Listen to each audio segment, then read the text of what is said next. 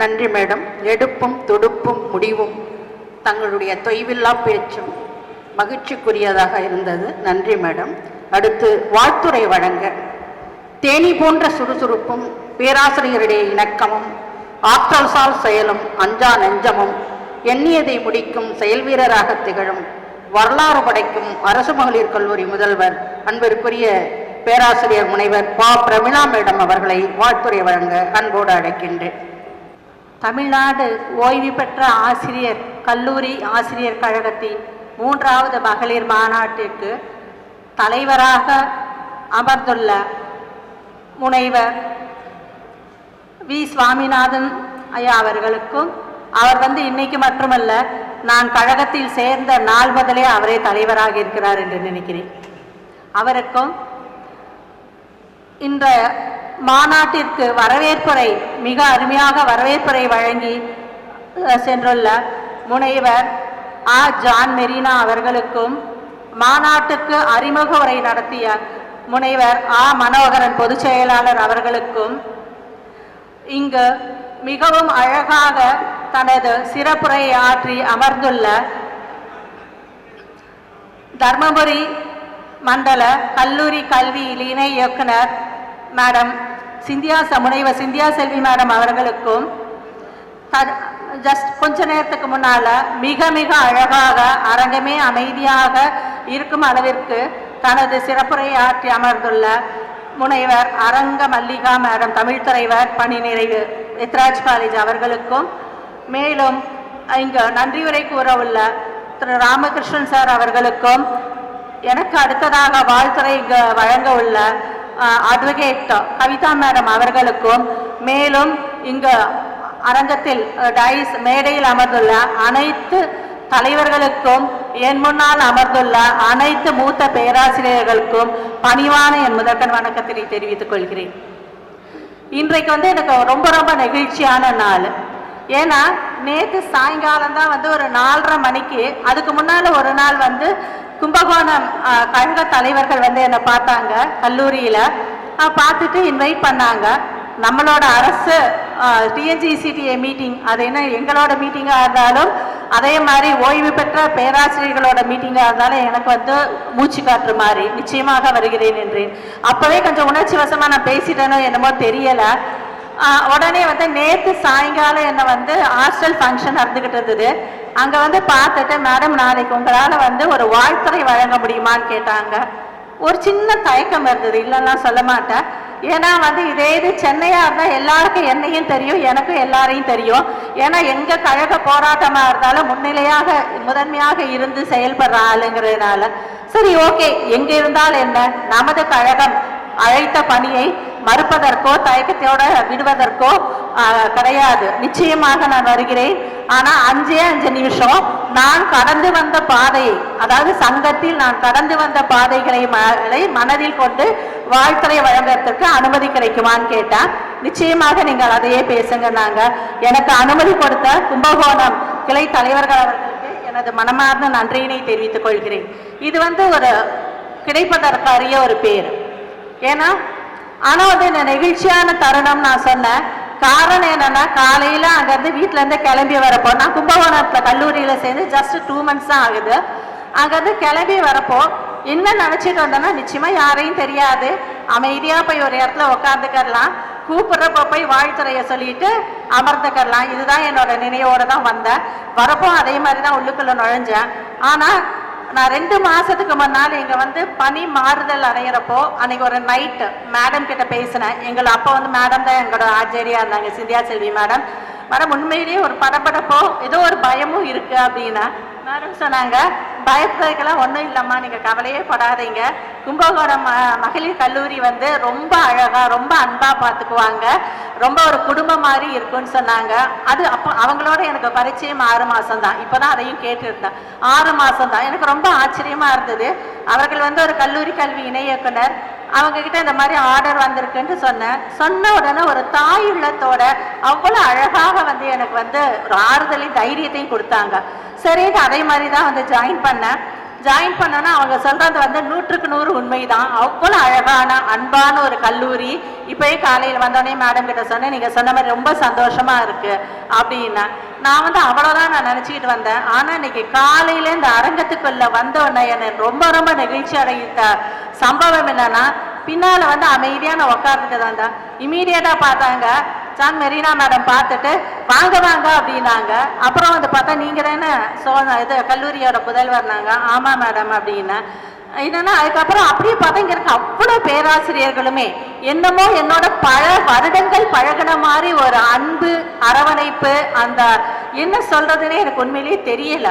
என்னன்னா எல்லாரும் வந்து சொல்லுவாங்க சகோதரி மகள் அப்படிங்கிறதெல்லாம் வாயில வந்து ஒரு வார்த்தைகளாக சொல்லுவாங்க.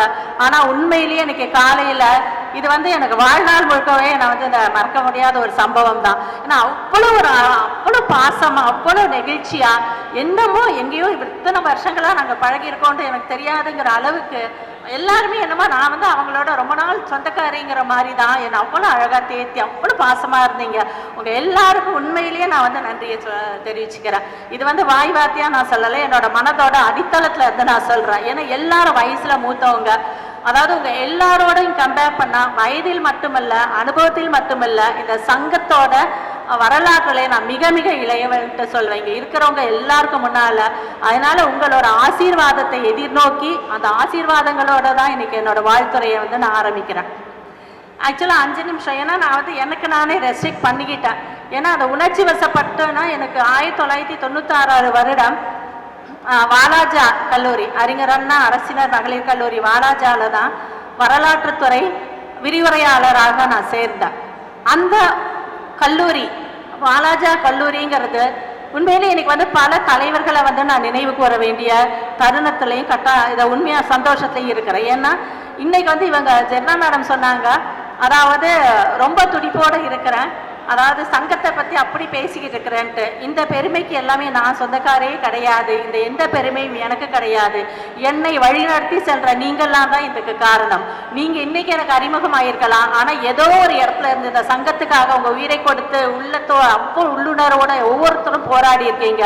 அன்னைக்கு அந்த வாலாஜா கல்லூரியில் இது பண்ணுறப்போ இன்னைக்கு எல் சரஸ்வதி மூர்த்தி, நாங்களாம் ஆசியா ஜிஎஸ் மேம் சொல்லுவோம், வரலாற்றுத்துறை பேராசிரியராக இருந்தாங்க.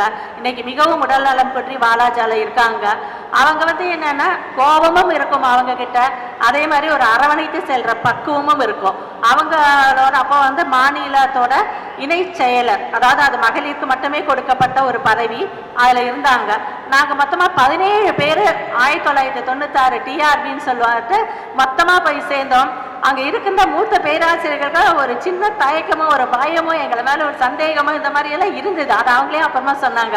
ஏன்னா ஒரு மாசம் உள்ள வந்திருக்காங்க, இவங்க எப்படி இருப்பாங்கன்னு தெரியல அப்படின்ட்டு ஒரு இதுவாக இருந்தது. அதுக்கு வந்த உடனே அந்த காலக்கண்ணன் உடனே வந்து மெம்பராக ஜாயின் பண்ணிக்கோங்க எல்லாரும் நாங்கள். பட் அப்போ வந்து எங்களுக்கு ஒரு கேரண்டி கொடுத்தாங்க, உங்களோட ப்ரொபேஷன் பீரியடில் நீங்கள் வந்து ஸ்ட்ரைக்கெல்லாம் வந்து ஜாயின் பண்ண வேண்டாம்னு சொன்னாங்க. சரி ஓகேட்டு நாங்கள் எல்லாருமே மெம்பராக வந்து ஜாயின் பண்ணிக்கிட்டோம். எந்த விதமான தயக்கமும் எங்களுக்கு கிடையாது, சந்தோஷமாக ஜாயின் பண்ணோம். ஆனால் என்ன நேரமோ தெரியல, 98லேயே வந்து இது நடந்துருச்சு. என்னென்னா ஸ்ட்ரைக்கு, மேஜர் ஸ்ட்ரைக்கு வந்து நடந்தது. அப்போ வந்து நாங்கள் தான் சொன்னோம், மேடம் நீங்கள்லாம் எங்களுக்கு சொல்லி தான் நாங்கள் இது பண்ணோம் அப்படிங்கிறப்போ அவங்க வந்து ஒத்துக்கிட்டாங்க. இவங்களை வந்து சரிவர நீங்கள்லாம் ஸ்ட்ரைக் வந்தாலும் ஜாயின் பண்ணுங்க, அசோசியேஷன் உங்களை வந்து காப்பாற்றோன்ட்டு சொல்லி நம்ம சேர்த்துருக்கணும். அப்படி இல்லாமல் ஒரு கட்டாயத்தின் பேரில் இவங்களை உடனே நம்ம சேர்த்தோம். அது ஒரு விஷயம் இருந்தது, அதனால உடனே எங்களை சேர்த்தாங்க. ஆனால் எனக்கு ரொம்ப அப்புறமா நான் யோசிச்சு பார்ப்பேன், எத்தனை தலைவர்கள் இதை ஒத்துக்க முடியும்? நாங்கள் அன்னைக்கு சொன்னோம், ஆனால் நீங்கள் இன்னைக்கு ஸ்ட்ரைக்கில் பார்ட்டிசிபேட் பண்ணது உங்களோட கடமைன்னு சொல்லியிருக்கலாம். ஆனால் அப்பேற்பட்ட பெரியவங்க அவங்க தான் அந்த மாதிரி சொல்லிட்டு அப்புறம் என்னன்னா அந்த 98 நாங்கள் உடனே சொன்னோம், என்னைக்கு எங்களுக்கு ப்ரொபேஷன் டிக்ளேர் ஆகுதோ அடுத்த நாள் இந்த ஸ்ட்ரைக்கில் நாங்களும் இருப்போம் அப்படின்னோம். அப்போ வந்து என்னன்னா மற்றவங்கெல்லாம் ரொம்ப கோவப்பட்டாங்க. வெவ்வேறு இடங்கள்ல வந்தெல்லாம் நம்மளோட பேச்சாளர்கள் சங்க தலைவர்கள்லாம் வருவாங்க. என்னோட தோழமைகள்லாம் அவங்க கோவப்பட்டதுக்கு எதிர்த்துருந்தாங்க. நான் சொன்னேன், அவங்களை எதிர்க்கிறதுக்கு நம்மளுக்கு எந்த விதமான தகுதியும் கிடையாது. காரணம் அவர்கள் அனைவரும் நம்மளுக்காக போராடுகிறார்கள், நம்ம ஒரு காரணத்தை சொல்லி அந்த காரணத்துக்கு நம் தள்ளப்பட்டதுனால நம்ம இன்னைக்கு பார்ட்டிசிபேட் பண்ணலை. பட் நாளைக்கு நம்மளே இந்த மாதிரி இருக்கிறப்போ நம்மளுக்கு கீழே இருக்கிறவங்க இதே மாதிரி ஒரு போராட்டத்தில் பங்கிடலைன்னா நம்மளுக்கும் அதே கோபம் வரும். அவர்கள் அவர்களோட ஆதங்கத்தை தான் வெளிப்படுத்துகிறார்களே ஒழிய கோபத்தை வெளிப்படுத்துவதில்லை என்று நம்ம புரிஞ்சுக்கிட்டு நம்ம நடக்கணும். நம்மளே அவங்க புரிஞ்சுக்கிறதுக்கான ஒரு காலம் வரும் அப்படின்னு நாங்கள் சொல்லியிருந்தோம். அங்கே இருந்த எல்லா டீச்சர்ஸையுமே நான் நினைவுக்கு வர்றேன். விஜயா மேடம் சாருக்கு எல்லாருமே தெரியும் அவ்வளோ இதுவா. ஆனால் அந்த டே எங்களுக்கு 98 எனக்கு தான் ஆகஸ்ட் 30ஓட எனக்கு ப்ரொபேஷன் டிக்ளேர் ஆயிடுச்சு. அதுக்கப்புறம் மேடம் சொல்லுங்க மேடம் வரமானம் வெளியே அப்படின்னு அவங்க சொன்னாங்க, ஒன்றும் வேணாண்டா ஸ்ட்ரைக் முடிய போகுது அனௌன்ஸ் பண்ணிட்டாங்க அப்படின்ட்டு. சரி அப்படின்ட்டு உண்மையிலே பார்த்தீங்கன்னா அவ்வளோ கோவப்பட்டாங்க. எங்கள் ஜிஎஸ் மேடம் எங்களெல்லாம் ஒன்றும் சொல்லலை. பக்கத்தே இருக்கிற மேக்ஸ் ப்ரொஃபஸர் விஜயா மேடம்க்கு அவ்வளோ கோபமாக இருந்தது. ஆனால் நான் ஒன்றும் கோவமே படலை. காரணம் நம்மளுக்காக போராடுறாங்க, அவங்க கோபம் நியாயம் அப்படின்ட்டு எனக்கு தோணுச்சு. ஏன்னா எல்லாருமே நாங்கள் அப்படியே பேசுகிறப்போ எல்லாருக்கும் என்னை சென்னையில் என்னை எல்லாருக்குமே தெரியும், எப்பேற்பட்ட போராளிங்கிறது எல்லாருக்குமே தெரியும். ஆனால் என்னன்னா அதுக்கப்புறமா இது எதுக்கு நான் சொல்ல வந்தேன்னா அவங்களுக்கான பெருந்தன்மை இன்றைக்கு இருக்கக்கூடிய இளையவர்களுக்கு இருக்குமான்னு எனக்கு தெரியலை. அப்போ ஏதோ ஒரு இதில் நாங்கள் அதே மாதிரி நாங்கள் அசோசியேஷன்ல இருந்தாலும் வெளியே வரலை. ஆனால் ஏதாவது மீட்டிங்னாலும் கொஞ்சம் என்ன எங்களை திட்டுவாங்கன்னு தெரியும், ஆனாலும் உள்ளே போவோம். அப்புறம் நீங்கள்லாம் வெளியே போங்க, நாங்கன்னா பேசாமல் வெளியே வந்துடுவோம்.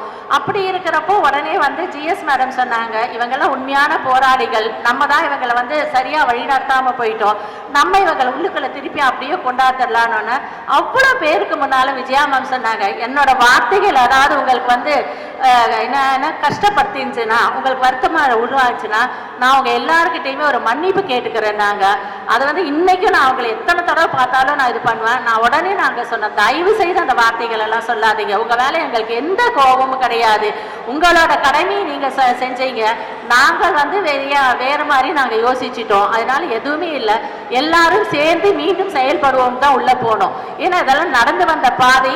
ஏன்னா இந்த சங்கத்தை பற்றி என்றைக்குமே ஒரு தயக்கமோ அச்சமோ எனக்கு என்றைக்குமே கிடையாது. அன்றைக்கு கொடுக்கப்பட்ட கேரண்டி, அதனால நாங்கள் அந்த மாதிரி இது பண்ணோம். அதுக்கப்புறம் அதே விஜயா மேடம் சொன்னாங்க, ஒரு நாள் அரெஸ்ட் இன்னைக்கு நிஜமா. ஏன்னா ஃபர்ஸ்ட் நான் பாலாஜா கல்லூரியோட பேராசிரியர்கள் தான், ஏன்னா அவங்க தான் கைப்பிடித்து இந்த சங்கத்துக்குள்ள எங்களை கூப்பிட்டாந்து அழகாக வழிகாட்டியவர்கள். அதுக்கப்புறம் என்னன்னா நாங்க சொன்னோம், இன்னைக்கு மகளிரோட அரெஸ்ட் நிஜமா நம்மலாம் போறோம், போய் அரெஸ்ட் ஆகிறோம், D2 போலீஸ் ஸ்டேஷனுக்கு போறோம் அப்படின்னு சொல்லிட்டே போனோம். அப்போ பொன் காளிதாஸ் சார், அவரெல்லாம் என்னால் மறக்கவே முடியாது. அதாவது அப்போ அவர் மாநில கல்லூரியோட பேராசிரியர், கெமிஸ்ட்ரி ப்ரொஃபஸராக இருந்தார். அந்த முழக்கங்கள், போராட்ட முழக்கங்கள்லாம் இன்னுமே காதில் ஒலிக்கும். அந்த இதில் சார் தள்ளுங்க சார், நாங்களும் வண்டியில் ஏறுறோம் சார், அரெஸ்ட் ஆனா அட போங்கம்மா வண்டியில் இடம் இல்லைம்மா அப்படின்னாரு. வேற இல்லையா அப்படின்னா நாங்கள் ட்ரிபிள்ஸ் அடிக்கிறோன்ட்டு நானே என்னோட 2 தோழிகளும் சேர்ந்து ட்ரிபிள்ஸ் அடித்தோம். இடையில போலீஸார் எங்களை மடக்குனாங்க. எதுக்கு மடக்குறீங்கன்னா உங்களை அரெஸ்ட் பண்ணணும், நாங்களே அரெஸ்ட் ஆகிறதுக்கு தான் D2 போலீஸ் ஸ்டேஷன் போகிறோம், நீங்கள் தனியாக எங்களை அரெஸ்ட் பண்ணி எல்லாம் கஷ்டப்படாதீங்க, நாங்களே அங்கே தான் போகிறோம். ஏன்னா அதெல்லாம் உண்மையிலே சந்தோஷமான நினைவுகள் எனக்கு. அப்படியே போனவங்க தான். அதுக்கப்புறம் சங்கத்தில் ஒரு வருஷமும் நாங்கள் யோசிப்போம், இந்த வருஷம் ஏதோ போராட்டமே இல்லையா, நம்மளுக்கு வாய்ப்பே இருக்காதா போராடுறதுக்குன்ட்டு அப்படி யோசிச்சவங்க தான் நாங்கள். அதுக்கப்புறம் பார்த்தீங்கன்னா நம்ம வி சுவாமிநாதன் சாரை பற்றி நாங்கள் சொன்னோம். எத்தனையோ காலங்களாக நான் அவரை பார்த்துட்டு இருக்கேன். அதில் இன்னைக்கு சங்கத்திலிருந்து ஏதோ ஒரு காரணங்களுக்காக ஒதுங்கி இருக்கிறதா கேள்விப்பட்டேன். EP பெருமாள் சார், அப்புறம் எங்களோட துறையை சேர்ந்த விஜயாசன பெருமாள் சார், இவங்கெல்லாம் அந்த சங்கத்தில் இல்லைன்னா நாங்கள் இன்னைக்கு உங்கள் முன்னால் இருந்திருக்கிறதுக்கு வாய்ப்புகளே கிடையாது. ஏன்னா அந்த காலத்தில் நியூவாக ஜாயின் பண்ணவங்க சங்கத்தில் இருக்கிறவங்களுக்கெல்லாம் பயிற்சி பட்டறைன்ட்டு ஒன்று நடத்துனாங்க. அது இப்போ நடத்தாம ஏன் இருக்கிறாங்கன்னு எனக்கு தெரியல. அது சார்கிட்ட ஒரு ரெக்வஸ்டே நான் வச்சுக்கிறேன், தயவு செய்து அந்த மாதிரி பயிற்சி பட்டறையை நடத்துங்க. திருமூர்த்தி அதாவது உடுமல்பேட்டில் அந்த பயிற்சி பட்டறை நடந்தது. திருமூர்த்தி அந்த ஃபால்ஸ்க்கு அந்த பக்கத்தில் ஒரு இடத்துல தான் நடத்துனாங்க. 3 நாட்கள் பயிற்சி பட்டறை. இன்னைக்கு தான் சார் சொன்னார், நார்மலாக பயிற்சி பட்டறைனா 2 நாட்கள் தான் நடக்கும், ஆனால் உங்களுக்கு பண்ணுறப்ப தான் 3 நாட்கள் நடக்குது. ஏன்னா அந்த 3 நாட்கள் எங்களுக்கு சலிப்பே கிடையாது. காலையில் பேசுவாங்க ஒருத்தர் மாதிரி, இன்னைக்கு நம்ம இப்படி பேசிக்கிட்டு இருக்கிற மாதிரி ஒரு நாள் ஃபுல்லாக பேசுவாங்க. எங்களுக்கு பிரேக் லஞ்ச் பிரேக் இருக்கும், மார்னிங் டீ பிரேக் இருக்கும், ஈவினிங் டீ பிரேக் இருக்கும். ஆனால் இந்த 21 days ரெஃப்ரெஷர் கோர்ஸ் அட்டன் பண்ணுறப்ப நம்ம ஒருத்தருக்கும் எங்கள் கஷ்டம் தெரியாது. 21 நாள் உட்கார்றது எவ்வளோ கஷ்டம்ட்டு. ஆனால் அந்த 3 நாட்கள் அந்த பயிற்சி பட்டறையில் எதுவுமே கிடையாது. அவ்வளோ சந்தோஷமாக இருந்தது. அந்த இன்விடேஷனை பார்க்குறப்போ பேராசிரியர் நரசிங்கம்ங்கிறத பார்த்த உடனே எனக்கு என்னோட நினைவுகள்லாம் பழைய நாட்களை நோக்கி போயிடுச்சு. அந்த நரசிங்கம் பில்டிங் கட்டி அதுக்குள்ள போயிட்டு ஒரு இடமா போய் நுழைஞ்சு நாங்கெல்லாம் பார்த்தப்போ அதெல்லாம் மெய்சிலிக்க வைக்கக்கூடிய நாட்கள் தான் அது. அதே மாதிரி என்னன்னா இன்னொன்று அப்படியே அப்படியே எல்லாருமே, அதாவது எங்களுக்கு வந்து சென்னையில் கிடைக்கக்கூடிய இடம் போராட்டம்னா எங்களுக்கு உண்ணாவிரத போராட்டத்துக்கு கிடைக்கக்கூடிய இடம் கூவம் நதிக்கரை ஓரம் தான். ஏன் யோசிச்சு பார்த்துக்காக ஒரு நாள் ஃபுல்லாக அங்கதான் நாங்கள் உட்காந்துட்டு இருக்கிறோம். ஆனால் எங்களுக்கு வேற எதுவுமே சுவாசிக்கிறதுக்கு கிடையாது. அதே மாதிரி திங்க் பண்ணுறதுக்கு எங்களுக்கு எதுவுமே இருக்காது. அதை நாங்கள் சொன்னோம்னா அது மிகையாகாது. நாங்கள் சுவாசிச்சது எல்லாமே, என்னை பொறுத்த வரைக்கும் நான் சொல்றேன், சுவாசிச்சது எல்லாமே அந்த அசோசியேஷன் தலைவர்கள் பேசின பேச்சுக்கள், அதுல இருந்த கருத்துக்களை மட்டும்தானே ஒழிய கூவம் நதிக்கரை மனத்தை வந்து நாங்கள் சுவாசிக்கலை. அதற்கான சிந்தனையே எங்களுக்கெல்லாம் இல்லை. அவ்வளவு நல்லா இருக்கும். எனக்கு ஃபர்ஸ்ட் உண்ணாவிரதம்ட்டு சொன்னப்போ நான் நினைச்சேன், உண்ணாவிரதம்னா அப்படி காலையில இருந்து ஈவினிங் வரைக்கும் ஒரு பச்சை தண்ணி கூட குடிக்காம இருக்கணுங்கிறதுக்காக முதலே 2 நாளுக்கே எனக்கு வயிற்றுக்கெல்லாம் ப்ராக்டிஸ் பண்ணிட்டு இருந்தேன். ப்ராக்டிஸ் பண்ணிட்டு அந்த முதல் உண்ணாவிரதம் மட்டும்தான் எங்க நடந்ததுன்னா லேடி வில்லிங்டன் அந்த சைட்ல வரக்கூடிய அந்த இடத்துல இருந்தது. அப்படியே தான் அந்த ஒண்ணுமே இல்லை, எல்லாம் வெளியே போனாங்க, எதுக்கு போறாங்க என்ன போறாங்களோ எங்களுக்கு தெரியாது. அப்படியே இருந்தோம். 5 மணிக்கு கிட்டத்தட்ட மயக்கம் வந்துருச்சு. இதுக்கு மீறி ஆனா இருந்தாலும் இருந்துடணும், அவங்களாம் முடிக்கிற வரைக்கும் இருந்துடணும்ட்டு அப்புறம் கொண்டாந்து லெமன் ஜூஸ் கொடுத்தாங்க. தயவு செய்து எனக்கு கொஞ்சம் ஃபர்ஸ்ட் லெமன் ஜூஸ் கொடுங்க, என்னால முடியல, ஃபுல்லாவே இருந்துட்டேன். 2 நாளா கிட்டத்தட்ட இதுக்காக ட்ரைனிங் கொடுத்துருந்தேன். இதெல்லாம் என்ன எதுக்காக நான் சொல்றேன்னா, அவங்க முன்னால நீங்களாம் ரொம்ப ரொம்ப பெரியவங்க. ஏன்னா இன்னைக்கு காலையிலேயே நான் பார்த்தேன், இன்னொரு சின்ன ஒரு வருத்தமும் எனக்கு இருந்து. இது வந்து மகளிர் மாநில மாநாடு. ஆனா வந்து இங்க இருக்கிற அனைத்து மகளிர் பேராசிரியர்களுமே கும்பகோணத்தை சேர்ந்தவர்களா தான் இருக்கீங்க மெஜாரிட்டி. ஏன் வந்து பல்வேறு இடங்கள்ல வந்து இந்த அரங்கமே பத்தாதுங்கிற அளவுக்கு எல்லாரும் மகளிர்லாம் வரல? ஏன்னா நீங்கள் இல்லைன்னா நாங்க கிடையாது, நிச்சயமா கிடையாது. ஏன்னா வந்து ஒரு போராட்டங்கள், சங்கம் பார்க்காத போராட்டங்களும் கிடையாது, சங்கம் வென்றெடுக்காத போராட்டங்களும் கிடையாது. சில நேரங்களில் வெற்றிங்கிறத உடனடியாக கிடைக்கப்பட்டது, சில நேரங்களில் கொஞ்சம் காலதாமதமாக வரப்பெற்றது. நம்ம வந்து எதற்குமே அச்சம் கிடையாது. அந்த போராட்டங்கள்லாம் இருக்கிறப்ப எந்த விதமான கவலையும் நாங்கப்பட்டதில்லை, அச்சப்பட்டது கிடையாது. தைரியமாக அதான் சொல்லுமே, அதனாலதான் சொன்னேன், சென்னையில் இருக்கிற எல்லாருக்குமே எனக்கு தெரியும். ஏன்னா எந்த போராட்டம்னாலும் போயிடுவேன். அது வந்து ஒரு தடவை என்னன்னா நல்ல ஃபீவர், யாருக்குமே நான் சொல்லலை. முதல் நாள் 2 நாளைக்கு முன்னால டாக்டர் கிட்ட போய் பிளட் டெஸ்ட்லாம் பார்த்துக்கிட்டேன். ஏன்னா அது வந்து நார்மல் ஃபீவரா இருக்கணும், வேற ஏதாவது இன்ஃபெக்ஷியஸ் ஃபீவரா இருந்தா கூட கஷ்டம் இருக்கும்ட்டு. எதுவும் இல்லைன்னா வீட்டில் அம்மா கிட்ட கூட சொல்ல கிடையாது, அமைதியா வந்துட்டேன். அரங்கத்துல இருந்துட்டு எங்களுக்கு வந்து குரலகம்க்கு எதிராக தான் அங்கே கலெக்டர் ஆஃபீஸ் முன்னால அப்படியே எனக்கு முடியல. அதனால ஒரு டேப்லெட் போட்டேன். பக்கத்துல இருந்தவங்க கேட்டாங்க, என்னப்பா நடக்குது அப்படின்னாங்க. ஒன்றும் இல்லை அப்படின்னா, சும்மா கொஞ்சம் லைட்டா ஏதோ ஒரு மாதிரி வார்மா இருக்குன்னு தொட்டு பார்த்தாங்க. பயங்கர ஃபீவரா இருந்தது, 1 or 2க்கு மேலேயே இருந்தது. அவங்க உடனே என்ன சொன்னாங்க, நீங்க கிளம்பி போப்பா, அட்டண்டன்ஸ் போட்டுட்டேன், கிளம்பி போ அப்படின்னாங்க. அட்டண்டன்ஸ் போடுறதுக்காக நான் வரலாம், அரெஸ்ட் ஆகிறதுக்காக தான் நான் வந்தேன் அப்படின்ட்டு அது ரொம்ப ரொம்ப பிடிவாதமா அதை அரெஸ்ட் பண்ணுவாங்க. ரொம்ப சந்தோஷமா இருக்கும். நாங்களும் ஜெயிலுக்கு போறோம், நாங்களுக்கு ஜெயிலுக்கு போறோம்ட்டு எல்லாத்துக்கும் ஃபேஸ்புக்ல போடுவேன். என்னோட மாணவி, என் கொள்கைகளுக்கு வாரிசாக ஒரு பொண்ணு நான் சொல்வேன், மஞ்சுளான்ட்டு. அவ வந்து இப்ப ஸ்கூல் டீச்சரா இருக்கா. அவ எனக்கு ரிட்டர்ன் போடுவா, மேம் நானும் ஜெயிலுக்கு போறேன் அப்படின்ட்டு. அங்க போயிட்டு அமைதியா அந்த கடைசி பெஞ்சில அமைதியா உட்காந்துட்டு, எனக்கு வேணா கொஞ்சம் சுடு தண்ணியும் முடிஞ்சா கொஞ்சம் ரசம் மட்டும் கொடுங்க, வேற எதுவுமே வேணாம், என்ன டிஸ்டர்ப் பண்ணாதீங்க. ஏன்னா அப்படிதான் நாங்க சங்கத்துல வந்து வளர்க்கப்பட்டோம். வளர்ந்தோங்கிறதுக்கு பதிலாக வளர்க்கப்பட்டோம். ஏன்னா இவங்கெல்லாம் எங்களுக்கு இவங்க பட்ட தியாகங்கள், இவங்க செஞ்ச தியாகங்கள், இவங்க பட்ட கஷ்டங்கள். ஏன்னா அந்த வாலாஜால பார்த்தீங்கன்னா நிறைய பேர் கதை சொல்லியிருக்காங்க. அதே மாதிரி நான் பாரதி விமன்ஸ் காலேஜுக்கு வந்தேன். அங்க ஒரு 20 வருடங்கள் இருந்தேன். அங்க என்னன்னா என்னோட சீனியர் சுப்புலட்சுமி மேடம் இருந்தாங்க. அவங்க சொன்னாங்க, அவங்கள வந்து பொண்ணு பார்க்க வந்ததே ஜெயில தானா. இன்னொரு மேடம் சொன்னாங்க, எனக்கு வந்து குழந்தை பிறந்துச்சு, அதனால அங்க வந்து அந்த ஜெயிலர் கிட்ட பெர்மிஷன் கேட்டுட்டு அப்பப்போ ஃபீட் பண்றதுக்கு மட்டும் எனக்கு பெர்மிஷன் கொடுப்பாங்க. குழந்தைக்கு வந்து அந்த வெயிட்டிங் ஹாலை வந்து ஃபீட் பண்ணிட்டு நான் வரேன். எவ்வளவு பெரிய தியாகங்கள். இன்றைக்கு வந்து உங்களுக்கு அதான் சொல்றேன். இது எதுக்கு நான் இது பேசுறேன்னா, எனக்கு என்ன ஒரே ஒரு ஆசை என்னன்னா, இப்போவும் சங்கம் இருக்கு. ஆனா வந்து எனக்கு ஒரே ரெக்வஸ்ட், நீங்க அனைவருமே, நம்ம பேராசிரியர் சுவாமிநாதன் சார்கிட்டே நான் ஒரே ஒரு வேண்டுகோள் நான் வைக்கிறதுக்கு ஆசைப்படுறேன். தயவு செய்து இங்க இருக்கிற மூத்த பேராசிரியர்கள் சங்கத்துக்காக தன்னலமற்ற தியாகம் பண்ண ஒருத்தரும் உங்களுக்கு தெரிந்த கல்லூரிகள்ல போயிட்டு சங்கத்தோட தியாக வரலாறை தயவு செய்து இன்னைக்கு இருக்கக்கூடிய சங்க நிர்வாகிகளுக்கும் உறுப்பினர்களுக்கும் சொல்லுங்க. ஏன்னா நிறைய இல்லை. நான் வந்து இன்னைக்கும் சரி முதல்வராக பொறுப்பேற்ற 2021 நவம்பர் வரைக்கும் சங்க போராட்டங்கள்ல முதல் நிலையாக இருக்கிறதால தான் பொறுப்பேற்றிருக்கேன் பாரதி உமன்ஸ் காலேஜில்.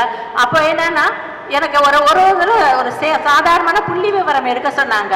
2004 ஜாயின் பண்ண, அதுக்கப்புறமா ஜாயின் பண்ணவங்களுக்கெல்லாம் பென்ஷன் கிடையாதுன்ட்டு அதுக்கான ஒரு போராட்டம் நடந்தது. ஒரு தடவை ஒரு 20 நாள் போராட்டம்லாம் போராடி நீங்க உள்ள போங்கன்னு சொல்லுவாங்க எங்க சீனியர்ஸ். இல்ல மேம் இன்னும் 5 நாள் நானும் இருக்கிறேன் மேம், நீங்க எல்லாம் உள்ள வரப்ப நானும் வரேன்னு சொல்லி தான் வருவோம். நாங்க சேலரி இது பிரேக் ஆகுது, சர்வீஸ் பிரேக் ஆகுமா நினைச்சது கிடையாது.